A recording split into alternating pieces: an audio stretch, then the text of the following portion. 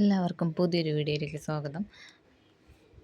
ഇത് കണ്ട ബോക്സ് ആയിട്ടുള്ള ഓരോ പ്രൈമറി സെക്ടർ, സെക്കൻഡറി, ടെറിട്ടറി മൂന്നിന് ഉള്ള പിക്ചേഴ്സാണ് കൊടുത്തുള്ളത്. Mining, fishing, health sector, industry, construction, agriculture, production of electricity, communication, banking. ഈ പിക്ചേഴ്സിനെ ഡിവൈഡ് ചെയ്ത് പ്രൈമറി സെക്ടർ, സെക്കൻഡറി, ടെറിട്ടറി, അപ്പോൾ അതിനെ പട്ടികപ്പെടുത്താനാണ് പറഞ്ഞിട്ടുള്ളത്. അപ്പോൾ ഓരോന്നിനെ ഡിവൈഡ് ചെയ്ത് എഴുതാം.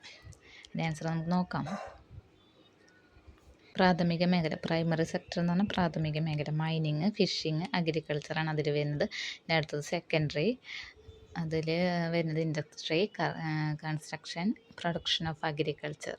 ഇനി അടുത്തത് വരുന്നത് ടെറിട്ടറി, അതിൽ health sector, communication, banking. In the early days, it was food crops that were mostly cultivated. Gradually, raw materials needed for industrial development began to be cultivated. This led to the expansion of agriculture crops such as cotton and jute. The industrial sector developed by using natural resources and raw materials obtained from agriculture. Bamboo, paper roll, notebook. It can be realized from the pictures that the agriculture sector and the industrial sector are interconnected. The tertiary sector provides the services required for the primary and secondary sectors. Hence, all the three sectors are interconnected.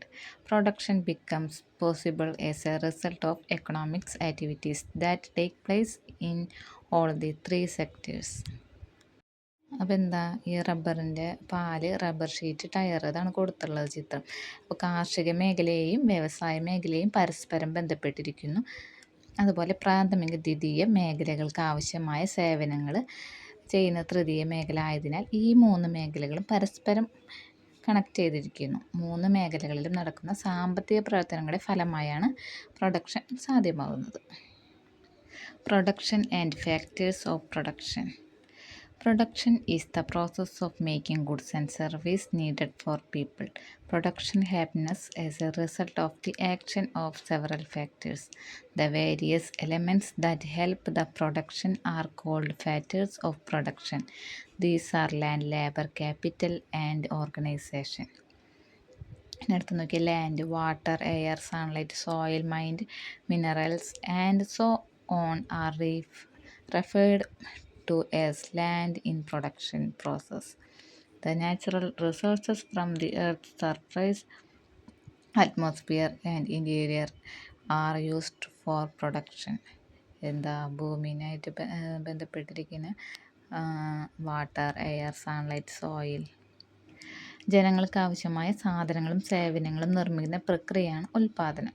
അപ്പോൾ നിരവധി ഘടകങ്ങളുടെ പ്രവർത്തന ഫലമായിട്ടാണ് ഉൽപ്പാദനം നടക്കുന്നത്, production നടക്കുന്നത്. അപ്പോൾ production ആവശ്യമായ ഘടകങ്ങളെ ഉൽപ്പാദന ഘടകങ്ങൾ എന്ന് വിളിക്കുന്നു. ഭൂമി, തൊഴിൽ, മൂലധനം, സംഘാടനം, അതാണ് ഉൽപ്പാദന ഘടകങ്ങൾ. ഇപ്പോൾ ലാൻഡ്, ലേബർ, ക്യാപിറ്റൽ എല്ലാം കൂടെ ഏതാണ് ഉൽപ്പാദന ഘടകങ്ങൾ.